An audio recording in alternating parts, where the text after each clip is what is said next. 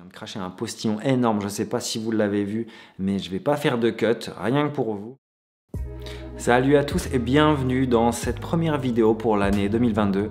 Alors je sais bien, il n'y a pas eu beaucoup de vidéos en 2021, j'ai l'impression de m'excuser de ça à chaque vidéo.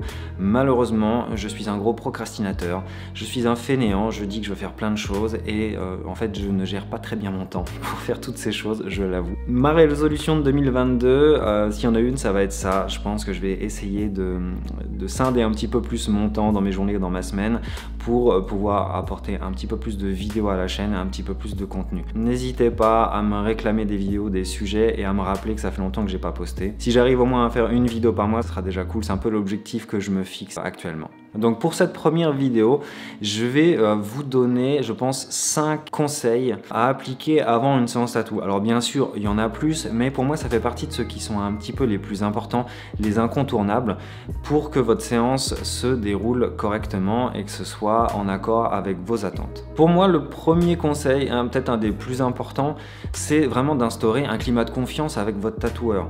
C'est un climat de confiance mutuelle. Il faut autant que le tatoueur il se sente à l'aise avec vous que vous avec votre artiste. Je pense qu'il y a vraiment deux éléments importants qu'il faut prendre en compte dans une session tatou.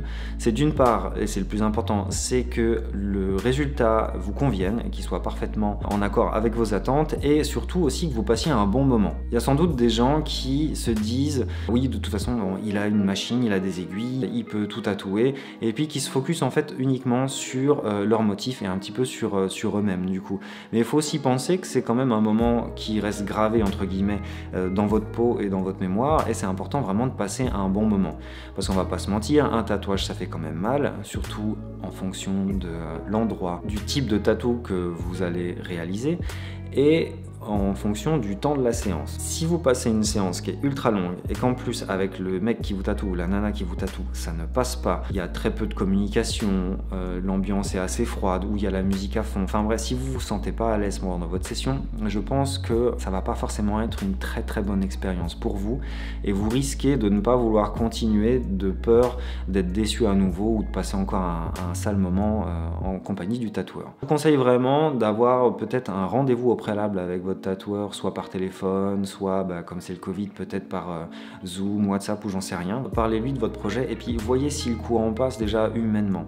Si humainement il y a déjà un blocage, essayez de trouver quelqu'un qui vous conviendra mieux. Sinon, c'est quasiment sûr que vous allez passer une sale journée. Après, vous fiez pas forcément à une première impression. Des fois, on reçoit des gens, on est crevé, c'est en fin de journée, on s'est tapé un tatouage de 5 ou 6 heures avant et on vous reçoit, on a les yeux jusqu'ici et on peut paraître un petit peu désagréable ou un petit peu lointain, on va dire, par rapport à ce que vous nous dites. Vous fiez pas non plus à une seule impression. Il y a déjà le premier contact généralement qui se fait par écrit. Vous voyez déjà un petit peu les interactions que vous avez et puis si vous avez un rendez-vous préalable pour préparer votre tatou, faites-vous aussi une seconde impression directement en face à face. Toujours dans ce premier conseil d'instaurer un climat de confiance, ça passe aussi par exprimer clairement ses attentes concernant votre projet. Il n'y a rien de pire que d'avoir donné par exemple trop peu de détails ou trop de détails en fait. Les deux extrêmes sont pas bonnes.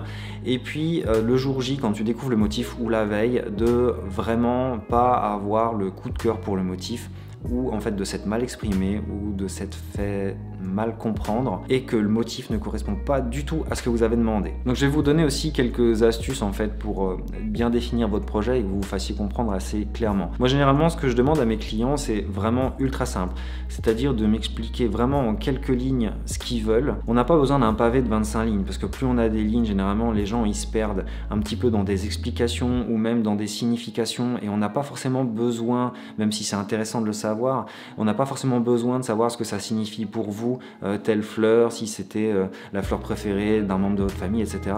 Ça, en fait, c'est de la paraphrase, on va dire. On n'en a pas besoin pour créer le projet. Donc définissez clairement en quelques lignes ce que vous voulez. Par exemple, je ne sais pas moi, je voudrais un motif floral sur l'avant-bras avec 2 roses et une pivoine. Boum, ça suffit déjà au tatoueur à se faire une petite idée de vos attentes. Ensuite, définissez une taille approximative et une taille en centimètres. Ça, je l'ai déjà dit plusieurs fois, c'est hyper important. Les pas trop petits, pas trop grands ou de la taille d'un iPhone, ça, c'est pas une unité de mesure.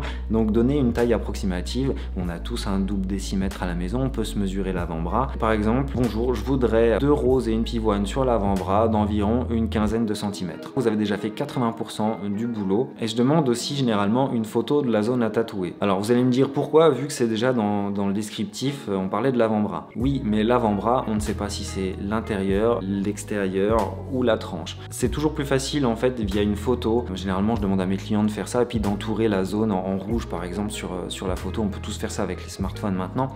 Donc envoyez simplement une photo de la zone avec un petit cercle rouge pour montrer précisément où vous voulez vous faire tatouer, parce que on n'est pas tous, des fois on n'utilise pas tous le même langage en fait ou les mêmes termes pour désigner le bras par exemple. Il y en a pour certains, ici c'est l'épaule, pour moi c'est le bras. L'épaule c'est derrière au niveau de l'omoplate, donc c'est jamais très clair et pour pas qu'il y ait de quiproquo, il faut mieux faire une petite photo, ça prend 2 secondes. Tous les conseils en fait que je viens de vous donner là dans ce premier point, c'est vraiment pour éviter les quiproquos et vraiment définir les attentes pour que les deux parties se comprennent bien. Une fois que c'est fait, j'ai envie de dire, les 3/4 du job est fait. Une fois que ça c'est fait, normalement vous avez dû définir un jour, une date, une heure pour vous faire tatouer. Un truc généralement on vous dit pas, c'est qu'on a du mal nous à estimer un petit peu, sauf si c'est vraiment un truc bateau et qu'on fait tous les jours, on a toujours un petit peu de mal à estimer le temps de la session. Parce que ça va dépendre de votre peau, ça va dépendre de votre résistance à la douleur, et puis au final, ça va dépendre aussi de la taille finale du motif. Parfois, on imagine un motif sur soi qui fait, comme je dis tout à l'heure, 15-20 cm et on s'aperçoit le jour du tatou, quand on imprime le motif, que ce serait bien de le faire de 25 cm parce que ça remplit un petit peu plus la zone et puis ça donne un petit peu plus de mouvement. Ok, bim, du coup on n'avait pas prévu ça avant. Mon deuxième conseil, c'est prévoyez large au niveau du timing. Ça arrive assez souvent et c'est assez désagréable qu'on ait un client ou une cliente qui arrive au salon, on pose le motif, on attend que ça sèche, etc. Et puis la personne nous demande mais tu penses qu'on en a pour combien de temps, parce qu'il faut que j'aille rechercher les enfants à 16h30. Il est 13h, on en a pour 5 heures, ça met le stress à tout le monde. Le tatoueur va devoir travailler un petit peu plus vite ou alors il va vous dire clairement écoute, aujourd'hui au final on peut pas travailler parce que le timing est trop court. Il va devoir vous décaler la date, vous allez être frustré, tout le monde aura perdu une après-midi. Si vous avez pris une après-midi de congé ou une journée de congé, vous l'avez perdu et le tatoueur aussi a perdu sa journée de travail. Donc ça va déjà créer un climat un petit peu de tension. Vous avez déjà rompu en fait le climat de confiance que vous avez instauré en premier point. Pour rester sur ce point-là, n'oublie pas aussi que se faire tatouer, c'est ton moment à toi en fait. Tu as organisé normalement ta journée autour de ça. Respecte-toi et respecte ton temps. Profite de l'instant. Si en plus c'est un moment super agréable, que tu t'entends bien avec l'artiste, profite et te mets pas le stress avec quelque chose qui va t'obliger à finir plus tôt ou qui va t'occuper l'esprit. Parce que ça va se ressentir sur la séance, tu vas peut-être être un petit peu plus stressé, tu vas regarder ta montre, tu vas bouger un petit peu plus et ce stress, tu vas le communiquer au tatoueur. Un autre point que je voudrais aborder aussi avec vous, c'est quand vous donnez vos disponibilités, essayez de ne pas nous donner vos disponibilités après votre journée de travail. Si vous finissez à 17h, on ne va pas s'engager avec vous dans une séance qui va durer 4, 5, 6 heures. Dites-vous que quand vous finissez à 17h, votre tatoueur, il a déjà eu aussi une journée de tatouage avant vous et il n'a peut-être pas envie ou il n'a peut-être pas les capacités physiques à cette heure-là de réenchaîner avec une grosse pièce. Donc quand c'est pour des petits tatous à 17h, si ça prend un quart d'heure, 20 minutes, il n'y a pas trop de problème. Mais essayez d'imaginer que si vous faites un tatouage d'une vingtaine de centimètres, ça va prendre plusieurs heures. On ne va pas vous prendre à 17h pour faire un tatouage qui dure 4-5 heures. Ça va être compliqué. Dites-vous que quand vous arrivez de toute façon au salon de tatouage, en tout cas moi c'est comme ça que ça fonctionne avec moi, entre le moment où vous arrivez et le moment où on commence réellement à tatouer, il se passe au moins 45 minutes. Il y a le temps de l'installation, de demander comment ça va, un peu parler de la pluie et du beau temps, hein, c'est normal, on est humain, on fait tous ça. Et puis après on rediscute un petit peu du motif, s'il y a des légères modifications à effectuer, on les fait. On imprime le motif, on le pose sur la peau qu'on a au préalable préparée, donc ça prend du temps aussi. Et puis il faut laisser sécher généralement le stencil, donc c'est le calque, hein, c'est le motif que vous avez généralement en violet sur la peau avant qu'on commence à tatouer.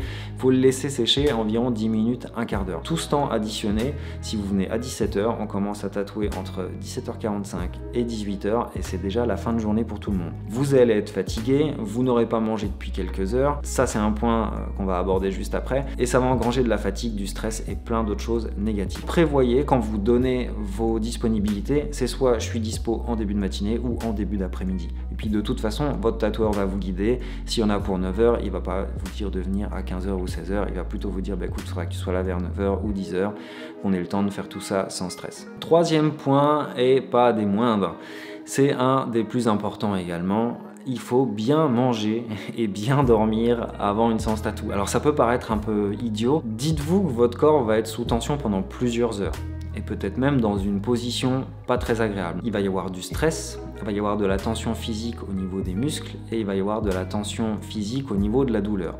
Votre corps, il va en prendre plein la tronche pendant plusieurs heures. Ce serait quand même cool que vous lui donniez tous les éléments pour supporter la séance au maximum. Pourquoi je vous dis de bien manger? En fait, c'est super simple. C'est comme avant une séance de sport. Je dis pas que se faire tatouer, ça équivaut à faire un marathon, mais il y a quand même des tensions physiques, comme je le disais juste avant. Votre corps, il va se vider de son énergie parce que vous allez être tendu. Donc, si vous êtes en manque de glucides, je vous laisse deviner ce qui va se passer. Vous allez faire une chute glycémique et vous allez rentrer en hypoglycémie et il y a des risques que vous tombiez dans les pommes. Quand vous tombez dans les pommes et que vous êtes allongé sur la table, c'est pas très grave. Par contre, quand vous êtes dans une position assis sur une chaise, le bras tendu, ça peut être délicat. Si vous tombez à la renverse, vous pouvez vous éclater le crâne au sol, littéralement. Je conseille vraiment de bien manger avant votre séance tatou, même si vous n'avez pas l'habitude de manger, par exemple, au petit déjeuner ou le midi, forcez-vous pour cette séance-là. Ça vous aidera en plus à tenir à la douleur. Donc j'ai plusieurs anecdotes à vous raconter là-dessus. J'avais un client que j'avais déjà tatoué plusieurs fois et puis il est venu pour une nouvelle séance. Donc il avait pas de mal à gérer du tout la douleur dans les séances précédentes. Et puis là, il n'avait pas trop eu le temps de manger avant de venir à 13 h. Il avait juste avalé un petit morceau de pizza, mais vraiment très très petit. Et pour la taille du gaillard, c'était vraiment pas suffisant. Et ça n'a pas raté. Dès que je lui ai planté les aiguilles, il sentait beaucoup plus la douleur. Il a commencé à se sentir mal au bout de 15-20 minutes. Et il a failli flancher, donc on a arrêté la séance. Je lui ai donné à manger, je lui ai rechargé un petit peu la glycémie et il a réussi à tenir la séance beaucoup plus longtemps. J'ai eu un client la semaine dernière, autre anecdote, j'ai fait un tatouage sur la cuisse et tout avait bien commencé, c'était son premier tatou, mais tout commençait très bien et au bout d'1 h 30 de tatou, il est tombé dans les vapes. Et je lui ai demandé après, quand j'ai eu du mal à le réveiller, j'ai eu de la chance, s'il avait mangé un petit peu à midi et il avait quasiment rien avalé non plus. C'est vraiment hyper important de manger avant une séance tatou, ça va vous éviter des mauvaises surprises. Parce qu'on dit toujours, moi de toute façon je tombe jamais dans les pommes. Mais quand vous n'êtes pas confronté au truc, le tatou c'est quand même assez spécial. Et il suffit d'une fois, vous vous sentez pas partir. Quand j'ai réveillé mon client, il m'a dit « Ah mais j'étais en train de rêver ». C'est comme si on s'endormait, on ne se sent pas s'endormir. Autre point, vous l'avez dit tout à l'heure, dormez bien.